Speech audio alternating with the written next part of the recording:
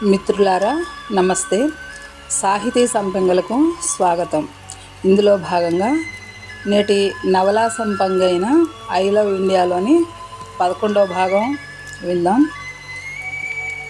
కథకులు ప్రఖ్యాత నవలా రచయిత డాక్టర్ దిలావర్ గారు. చదువుతున్నది శ్రీమతి సోంపాక సీత. పీటరు, లాస్య కబుర్లలో పడి దూరాన్ని కాలాన్ని కూడా మర్చిపోయారు. కారులో సుదీర్ఘంగా ప్రయాణించి రాత్రి 10-10:30 సమయంలో లాస్ ఏంజలీస్ చేరుకున్నారు. ముందే బుక్ చేసుకున్న రిసార్ట్లో తమ డబల్ బెడ్రూమ్ ఓపెన్ చేసి లోపలికి వెళ్ళారు. పీటర్ కిందికి వెళ్ళి కారు డిక్కీలో ఉన్న ఆహార పదార్థాలను, మందు బాటిళ్లను తీసుకుని వచ్చాడు. అప్పటికే లాస్య నాలుక పీగుతున్నది. ఓ బాటిల్ ఓపెన్ చేసి గ్లాసులో విస్కీ వంపుకుని గటగటా తాగేసింది. ప్రాణానికి కొంచెం హాయిగా అనిపించింది. పీటర్ లాస్యను చూసి నవ్వుకుంటూ సిగరెట్ ఆఫర్ చేశాడు. లాస్య అందుకుని పెదవుల మధ్య బంధించి లైటర్తో వెలిగించుకుంది. గుప్పున 2 రౌండ్లు మందు కొట్టి బెడ్ మీద అడ్డదిడ్డంగా పడుకుంది. పీటర్ కూడా పీకల దాకా మందు కొట్టి బెడ్ మీద వాలిపోయాడు. ప్రయాణంలో బాగా అలసిపోవటం వల్ల ఇద్దరూ గాఢంగా నిద్రపోయారు. తెల్లవారటంతో ఇద్దరూ లేచి గబగబా పనులన్నీ పూర్తి చేసుకున్నారు. కారులో లాస్ ఏంజలీస్ సమీపంలో ఉన్న డిస్నీల్యాండ్కు చేరుకున్నారు. డిస్నీల్యాండ్లోనికి ప్రవేశిస్తుంటే లాస్య ఉద్వేగానికి లోనయింది. పీటర్ ఇంతకు ముందే చూశాడు కాబట్టి అంతగా టెన్షన్ పడలేదు. పైగా డిస్నీ థీమ్ పార్క్ గురించి తనకు తెలిసిన విషయాలు లాస్యకు ఆసక్తికరంగా వివరిస్తున్నాడు. వీధులన్నింటిలోనూ జనం కిక్కిరిసి ఉన్నారు. పిల్లలతో, పెద్దలతో, జంటలతో తుళ్ళుతూ గెంతుతూ నడుస్తున్నారు. పిల్లలతో సహా కొందరు ఆ జనసమ్మర్దంలో ఎక్కడ తప్పిపోతామోనన్న భయంతో తమ వారిని గట్టిగా పట్టుకొని నడుస్తున్నారు. యువజంటలకు మంచి అవకాశం దొరికినట్టయింది. ఒకరినొకరు తమకంతో హత్తుకొని నడుస్తున్నారు. లాస్య కూడా పీటర్ భుజం మీద చెయ్యి వేసి తాగుతున్నట్లే నడుస్తున్నది. ఎంట్రన్స్ దాటగానే వాల్ట్ డిస్నీ పెద్ద చిత్రపటం కనిపించింది. దాని కింద వాల్ట్ డిస్నీ గురించి సంక్షిప్తంగా వివరాలున్నాయి. వాల్ట్ డిస్నీకి ఒక కోరిక ఉండేది. పిల్లలు, పెద్దలు, ముసలి, ముతక అంతా సమానంగా ఎంజాయ్ చేసే ఒక థీమ్ పార్క్ నిర్మించాలన్నది ఆ కోరిక. తన 2 కూతుళ్లతో కలిసి అనేక అమ్యూజ్మెంట్ పార్కులను చూశాక కలిగింది ఆ కోరిక. స్థల సేకరణ కోసం అనేక చోట్ల వెతికాడు. చివరకు లాస్ ఏంజలీస్ సమీపంలో ఉన్న అనహీమ్ దగ్గర 165 ఎకరాల స్థలం సేకరించాడు. ఆ స్థలమే ఇది. ఇది డిస్నీ డ్రీమ్ ప్రాజెక్ట్. అనేక కష్టనష్టాలకు, వ్యయప్రయాసలకు లోనై చివరకు తన కలల్ని సాకారం చేసుకున్నాడు అని చెప్పుకుంటూ మధ్య మధ్యలో వింటున్నదో లేదో అని లాస్య వైపు చూస్తున్నాడు పీటర్ పరిశీలనగా. మళ్ళీ చెప్పడం ప్రారంభించాడు. ఇప్పటివరకు 650 మిలియన్ల సందర్శకులు వచ్చారట. ప్రపంచంలోనే అత్యధిక సందర్శకులు దర్శించే పార్కుల్లో డిస్నీల్యాండ్ది 2వ స్థానమట. చివరికి వృద్ధులు కూడా తమ వయసు మరిచిపోయి కేరింతలు కొట్టే పిల్లలతో కలిసిపోయి ఆనందంతో కేరింతలు కొట్టే థీమ్ పార్కు ఇది. పీటర్ వివరిస్తుంటే ఆసక్తిగా చెవియొగ్గి వింటుంది లాస్య. మొదట స్లీపింగ్ బ్యూటీ క్యాజిల్లోకి ప్రవేశించారు. ప్రవేశ ద్వారమే అద్భుతంగా డిజైన్ చేయబడింది. అడుగులో అడిగేసుకుంటూ చుట్టూ చూస్తూ నడుస్తున్నారు సందర్శకులు. యువరాణి అరోరా, దుష్టశక్తి మాలెఫిసెంట్ల అద్భుత కథ అంటే మన చందమామ కథల్లాంటిది. మంత్రముగ్ధుల్ని చేసే తైలవర్ణ చిత్రాల ద్వారా చెప్పబడింది. చూసుకుంటూ జనంతో పాటు పీటరు, లాస్య కూడా ఒక్కొక్క అడుగే వేస్తున్నారు. ఆ తర్వాత మెట్ల మించి మరో అంతస్తులోకి వెళ్ళారు. అక్కడ నివ్వెరబోయే స్పెషల్ ఎఫెక్ట్స్ చూశారు. ఉరుములు మెరుపులతో పిడుగులు పడుతున్నట్లుగా భ్రమకు లోనవుతున్నారంతా. మాలెఫిసెంట్ అగ్నిజ్వాలలను శ్వాసించే డ్రాగన్గా మారటం చూస్తుంటే ఒళ్ళు జలధరిస్తోంది. Main street, adventure land, frontier land, fantasy land, tomorrow land అన్నీ ఒకదాన్ని మించి ఒకటిన్నాయి అత్యంత అద్భుతంగా. చిన్న రైల్లో నిటారుగా చాలా ఎత్తుగా ఉన్న కొండలాంటి కట్టడంలో అంతర్గతంగా చుట్లు తిరుగుతూ పైకి అలాగే కిందకి రావటానికి ధైర్యం ఉండాలి. లాస్య పీటర్ను గట్టిగా పట్టుకొని ఆ థండర్ మౌంటైన్ రైల్ మీద ఆ ఫీట్ కానిచ్చింది. మధ్యలో ఉన్న కొండ చుట్టూ ఓ నదిలాంటి కాలువ తవ్వారు. దాంట్లో కొలంబియా షిప్ ఓడ ప్రయాణం చేయటం కొత్తగా అనిపించింది లాస్యకు. అక్కడక్కడ ఒడ్డు మీద వింతలు, విశేషాలు ఏర్పాటు చేశారు. చాలా పెద్దగా ఉన్న merry gold round, giant wheel, sky ride వంటివి చూస్తుండగానే రాత్రి 7 గంటలు దాటిపోయింది. ఇక చివరి అంశానికి వచ్చారంతా. కొండను చుట్టి వచ్చిన కొలంబియా సందర్శకులకు ఎదురుగా ఎడమ పక్క ఆగింది. చిన్న బోటులో బ్యాండ్ మేళం కళాకారులు వచ్చి అద్భుతమైన సంగీత కచేరీతో శ్రోతలను ఉర్రూతలూగించారు. ఇంకొక పక్క కొలంబియా ఓడ మీద కట్టిన తాళ్ల మీద సర్కస్లో చేసినట్లు ఆశ్చర్యకరమైన విన్యాసాలు చేస్తున్నారు. కొండమించి కాలుస్తున్న బాణాసంచా ఆకాశంలోకి దూసుకెళ్లి 100 వరహాల పువ్వుల్లా విచ్చుకుంటున్నాయి. ఆ ప్రదర్శనను చూడటానికి చాలా క్రమశిక్షణతో చుట్టూ కూర్చున్నారు జనమంతా. ఎటు చూసినా జనసముద్రమే. ఆ రోజు 60,000 మంది సందర్శకులు వచ్చినట్లు ప్రకటించారు నిర్వాహకులు. అప్పటికే రాత్రి 9 దాటింది. జనం ప్రవాహాల్లాగా తరలి వెళుతున్నారు. పీటరు, లాస్యా కూడా బయటపడ్డారు. రిసార్టుకు చేరుకునేసరికి 10 దాటింది. యథాప్రకారంగా తీర్థప్రసాదాల సేవను రక్తితో పూర్తి చేశారు. రాత్రంతా స్వీట్ నథింగ్స్ చెప్పుకుంటూ చేరువయ్యారు. వాళ్ళెంత ప్రేమికులైనా వారి కోసం తెల్లవారకుండా ఉండదు కదా. మళ్ళీ ఉరుకులు పరుగులు మొదలు. కారు డౌన్ టౌన్లోని హాలీవుడ్కు చేరుకుంది. సింహద్వారం నుంచి లోనికెళ్లగానే పెద్ద గ్లోబు, దానిపైన యూనివర్సల్ స్టూడియో అన్న అందమైన అక్షరాలు స్వాగతం పలికాయి వీరికి.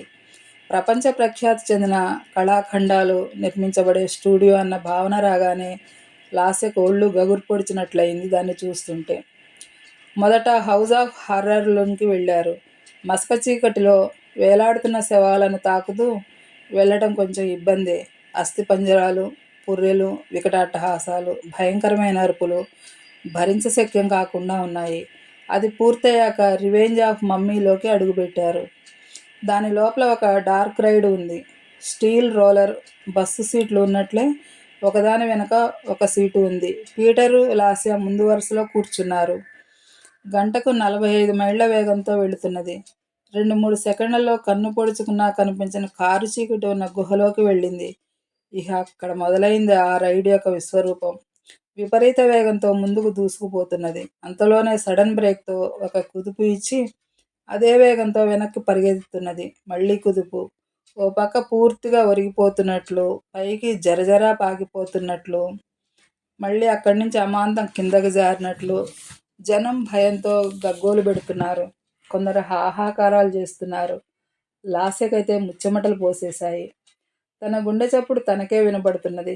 గట్టిగా పీటర్ను వాటేసుకుంది. భగవంతుడా, బుద్ధి తక్కువ ఈ రోలర్ మీద ఎక్కాం. ఈ ఒక్క గండం నుండి కాపాడని దేవుణ్ణి ప్రార్థిస్తున్నారు కొందరు. ఇంతా చేస్తే ఓ 2 నిమిషాలే ఆ రోలర్ విన్యాసాలుంటాయి. కానీ అది ఎక్కిన వారికి మాత్రం కొన్ని యుగాలు గడిచాయన్న భ్రమ కలుగుతుంది. బలహీనమైన ఆరోగ్యం ఉన్న వాళ్ళైతే ఈ రైడ్ ఎక్కకూడదన్న హెచ్చరిక ప్రవేశద్వారం ముందే ఉంటుంది. అక్కడి నుంచి బయలుదేరి జురాసిక్ పార్కుకు వెళ్లారు పీటరు, లాస్యా. అక్కడక్కడ డైనోసార్ నమూనాలు ఆశ్చర్యపరుస్తాయి. ప్రవహించే నీటిలో రైడ్ మీద ప్రయాణం చేయటం ఒక మరపురాని అనుభవం. స్టేషన్ నుంచి రోలర్ కోస్ట్ మీద బయలుదేరుతారు. ప్రవాహంలో రోలర్ కోస్ట్ మీద ప్రయాణించడం సరదాగా ఉంటుంది. క్రమక్రమంగా ప్రవాహం రోలర్ కోస్ట్తో సహా 84 అడుగుల ఎత్తుకు చేరుకుంటుంది. అక్కడి నుంచి నిలువున మెరుపు వేగంతో కిందకి దూకుతుంది. జనం శ్వాస పీల్చుకోవటం కూడా మర్చిపోయి దడదడలాడుతున్న గుండెల్ని చిక్కబెట్టుకుని పూర్తిగా బిగుసుకుపోతారు.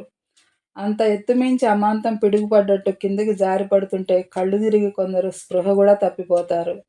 లాస్యకు అంత పని అయ్యేదే. పీటరు లాస్యను గట్టిగా పట్టుకొని ధైర్యం చెప్పడం వల్ల అంతగా భయపడలేదు.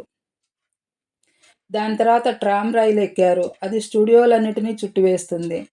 ట్రామ్ చూడదగ్గ విశేషాలున్న ప్రతి చోట ఆగుతుంది. ట్రామ్ బోగీల్లో అమర్చిన సౌండ్ బాక్స్లలో ఆయా విషయాలపై వ్యాఖ్యానాలు వినిపిస్తుంటాయి.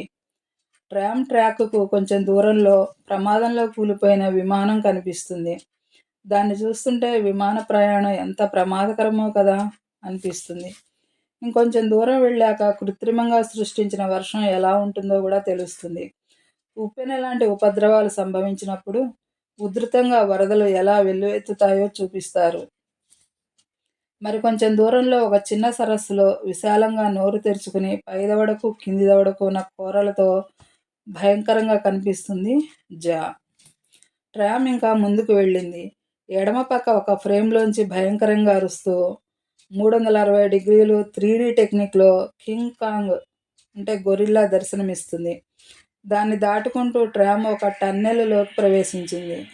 భూకంపం వస్తే ఎట్లా ఉంటుందో చూపిస్తారిక్కడ. ట్రామ్ ఆగిన తర్వాత టన్నెల్ నెమ్మదిగా తిరుగుతూ ఉంటుంది. మొదట ఏదో మామూలుగానే ఉందిలే అనుకుంటారంతా.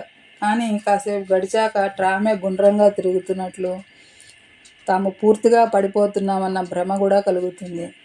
లాస్య అయితే పడిపోతానన్న భయంతో 2 చేతులు పక్కలకు చాపి బ్యాలెన్స్ ఆపుకోవడానికి ప్రయత్నిస్తూ పడకుండా కాళ్ళతో నిలదొక్కుంటున్నది. ఒక్క లాస్యే కాదు, ట్రామ్లోని చాలామంది అలా భ్రాంతికి గురయ్యారు. ఇంకా చూడవలసినవి చాలా ఉన్నాయి. ముఖ్యమైనవన్నీ చూసేశాం. పొద్దుపోతుంది, వెళదామా అన్నాడు పీటర్. లాస్యకు కూడా బాగా అలసటగా ఉన్నట్లు అనిపించింది. పద వెళదాం అన్నది. యూనివర్సల్ స్టూడియో నుండి 1 గంట ప్రయాణించి రిసార్టుకు చేరుకున్నారు ఇద్దరు. స్నానాలు చేసి డ్రెస్సులు మార్చుకుని ఫ్రెష్గా తయారయ్యారు. పీటర్ మళ్ళీ దుకాణం తెరిచాడు. పీటర్కు ఎదురుగా ఉన్న టీపాయ్ మీద సరంజామా అంతా సర్దాడు. తనకు ఎదురుగా లాస్య కూర్చుంది. లాంఛనాలు మర్చిపోకుండా చీర్స్ కొట్టారు. మందు గొంతులోంచి జరజరా పాకుతూ లోనికి వెళుతున్నది. పెగ్గుకు కిక్కు బలం పుంజుకుంటోంది. ఇంతవరకు విహరించిన ప్రపంచంలోంచి తమదైన బంగారు కలల ప్రపంచంలోకి ప్రవేశించారు ఇద్దరు. ఎదురుగా కూర్చునున్న పీటరు లేచి లాస్యను ఆనుకొని కూర్చున్నాడు. లాస్యకు అప్పటికే మత్తుగా కళ్ళు మూతలబడుతున్నాయి. లాస్య పీటర్ ఒడిలోకి వాలి పీటర్ కళ్ళల్లోకి కళ్ళు పెట్టి చూస్తున్నది. డిస్నీల్యాండ్, యూనివర్సల్ స్టూడియోలు ఇవన్నీ మనుషుల్ని ఎలా మాయ చేస్తున్నాయో చూసావా లాస్య అన్నాడు పీటర్. పీటర్, నువ్వు చేస్తున్న మాయల కంటే ఇవి గొప్పవా? కనుబొమ్మలు ఎగరేస్తూ అన్నది లాస్య. ఓ గాడ్, నేనా మాయలు చేస్తున్నానా? నిష్ఠూరంగా అన్నాడు పీటర్. మరి చేయడం లేదా? ఎన్ని మాయలు చేస్తేనో కదా అమ్మాయిల మనసులు దోచుకోవడానికి వీలు పడుతుంది. ఒక కన్ను మూసి ఇంకొక కన్నుతో చిలిపిగా చూస్తూ అన్నది లాస్య. ఓహోహోహోహో, అదా, నేను ఇంకేదో అనుకుని భయపడ్డాను పెద్దగా నవ్వుకుంటూ అన్నాడు పీటర్. అమ్మాయిల మనసు దోచుకోవడం మరి చిన్న విషయమా? ఎన్ని మాయలు నేర్చుకుని ఉండాలి, ఎన్ని వ్యూహాలు పన్నుతూ ఉండాలి, ఎన్ని గేలాలు వేస్తూ ఉండాలి. తన ధోరణిలోనే చెప్పుకుపోతోంది లాస్య. నీకో విషయం చెప్పనా? ఊరిస్తూ అన్నాడు పీటర్. అని మత్తుగా మూలిగింది లాస్య. ఎన్ని మాయలు చేస్తేనో, ఎన్ని వ్యూహాలు పన్నితేనో, ఎన్ని గేలాలు వేస్తేనో కదా నీలాంటి అందమైన పెంకి ఘటన దారికొచ్చేది. రిటార్ట్ ఇచ్చాడు పీటర్. ఎట్లాగైతేనే మొత్తానికి సాధించావు, మెచ్చుకోలుగా అన్నది లాస్య. ఏదో నీ అనుగ్రహం అంటూ లాస్యను ములగ చెట్టు ఎక్కించాడు పీటర్. ఇలాంటి మాటకారితనానికే కదా నేను ఓడిపోయాను అన్నది లాస్య. ఉత్త కబుర్లతోనే ఈ రాత్రంతా వెళ్ళమారుస్తావా? ఇంకేదైనా ఉందా? చిలిపిగా అన్నాడు పీటర్. ఇంత తీయని కబుర్ల కంటే ఇంకేం కావాలి? కొంటెగా అన్నది లాస్య. ఏం కావాలా? చెబుతా అంటూ లాస్యను అమాంతం ఎత్తుకుని బెడ్ మీద పడుకోబెట్టాడు పీటర్. చూడలేక సిగ్గుతో కళ్ళు మూసుకుంది గదిలోని లైటు. ముచ్చటైన ఆ ప్రేమ జంటను 1000 కళ్ళతో చూడాలని వసంతం దిగి వచ్చింది. అకాల పూలవర్షంతో వారి మనసులు తడిసిపోయాయి. తను ఎప్పటిలా ఆదరాబాదరా పరుగులు తీస్తే పాపం వాళ్ళు ఎంత బాధపడతారని చంద్రుడు మెల్లగా ఒక్కో అడుగు వేసుకుంటూ నడుస్తున్నాడు. ఇవాళ ఒక్కరోజుతో అయిపోదు కదా, ఇంకా వారం రోజులు ఉంటారాయే. ఈ వారం రోజులు కంటి మీద కునుకు లేకుండా వాళ్ళు నా కంట కనిపెట్టుకుని ఉండాలని తనకు తాను హెచ్చరించుకుంది శివరాత్రి. ఓ 2 రోజులను గదిలోనే కరిగించారు పీటరు, లాస్య. ఎంత తీయగా మధురంగా ఉంటే మాత్రం అదే పనిగా తీపిని ఎన్ని రోజులను తినుకుంటూ ఉంటారు? మొహం మొత్తుతుంది కదా. ఏయ్ పీటర్, బోరు కొడుతుంది, ఎటైనా వెళ్దామా అని అడిగింది. ఎటు ఏంటి? ఇక్కడి నుంచి 2 గంటలు ప్రయాణిస్తే శాండియాగో ఉంది. అక్కడ సీవర్ల్డ్ చాలా ప్రసిద్ధి చెందింది. త్వరగా తయారు, వెళదాం అన్నాడు పీటర్ తాను కూడా తయారవుతూ. మళ్ళీ జాలీ ట్రిప్ మొదలైంది. 2 గంటల్లో శాండియాగో చేరుకున్నారు. ఆశ్చర్యపరిచే సముద్ర జంతువులతో మిగతా థీమ్ పార్కుల కన్నా భిన్నంగా ఉంది ఇది అనుకున్నది లాస్య. ముందు సీవర్ల్డ్ స్పాట్కు వెళ్ళారు. ఆక్టోపస్లు, జెల్లీ ఫిష్లు, ఇంకా ఏంటేంటో పేర్లు కూడా తెలియని సముద్ర ప్రాణులను ఆసక్తిగా చూశారు. పెద్ద పెద్ద భూతద్దాల్లోంచి సముద్ర దృశ్యాలను చూస్తుంటే చాలా థ్రిల్లింగ్‌గా ఉంది లాస్యకు. అక్కడి నుంచి ధ్రువపు ఎలుగుబంటి ఉన్న చోటికి వెళ్ళారు. దళసరి అద్దాల్లోంచి కనిపిస్తున్నది తెల్లగా ధ్రువపు ఎలుగుబంటి. ఒంటి నిండా మృదువైన తెల్లని జాలుతో కనువిందు చేస్తున్నది. లోపల చాలా విశాలంగా ఎత్తుగా ధ్రువప్రాంతపు వాతావరణాన్ని సృష్టించారు దానికోసం. దాని పక్కనే రకరకాల సర్పాలుండే అక్వేరియం కూడా ఉంది. దాని పక్కన షార్క్ చేప ఉన్న పెద్ద అక్వేరియం ఉంది. వాటిని చూసిన తర్వాత కొంచెం దూరంలో ఉన్న స్టేడియం షోకి వెళ్ళారు. స్టేడియంలో ఒకేసారి 5-6 వేల మంది ప్రేక్షకులు కూర్చునే సౌకర్యం ఉన్నది. స్టేడియంలో ప్రేక్షకులకు ముందు భాగాన వాటర్ పూల్ ఉంది. స్వచ్ఛమైన నీలిరంగుల్లో నీళ్లు తళతళ మెరుస్తున్నాయి. పూల్కు ఆనుకొని పెద్ద స్టేజీ కూడా ఉంది. దాని మీద 4-5 స్త్రీ పురుషులు ట్రైనర్స్ ఉన్నారు. ఆ పూల్లో భారీ ఆకారంలో ఉన్న కిల్లర్ వేల్స్ ఉన్నాయి. అంటే తిమింగలాలు. అవి చేసే విన్యాసాలు చూడటానికి 2 కళ్ళు చాలవనిపించాయి లాస్యకు. కిల్లర్ వేల్స్‌కే ఓర్కాలని మరో పేరు కూడా ఉందట. వాటిలో చాలా ప్రసిద్ధి చెందిన అందరికీ ప్రీతిపాత్రమైన షాము అన్న తిమింగలం కూడా ఉంది. అసలు ఆ ప్రదర్శనను షాము షో అని పిలుస్తారట. షాము నీటిపైన విన్యాసాలు చేస్తుంటే ప్రేక్షకుల ఆనందానికి హద్దు లేకుండా పోతుంది. వేలగళాలు షాము షాము అని లయబద్ధంగా అరుస్తూ షాముకు హుషారెక్కిస్తున్నారు.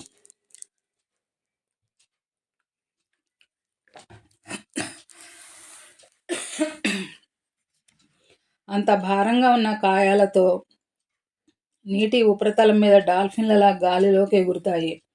నిటారుగా కొంచెం వంపు తిరిగి వెనక్కి పల్టీ కొడుతూ చూపర్లను ఆశ్చర్యచకితులను చేస్తాయి. పూల్ చుట్టూ ఉన్న దళసరి అద్దాలతో ప్రహరీ గోడ కట్టి ఉంటుంది. దాని దగ్గరగా చుట్టూ తిరుగుతూ ప్రేక్షకులకు అభివాదం తెలుపుతాయి. షాము ప్రేక్షకుల ముందుకు వచ్చి తోకతో వినమ్రంగా నమస్కరిస్తున్న భంగిమను ఎవరూ మరిచిపోలేరు. పూలే చుట్టూ తిరుగుతూ తోకలతో ప్రేక్షకుల మీద నీళ్లు జల్లుతూ పరిహాసమాడతాయి. శిక్షకుని వీపు మీద ఎక్కించుకుని పూల్ అంతా కలదిరుగుతుంది. శిక్షకుడు నీళ్లలో కొంచెం సేపు మునుగుతాడు.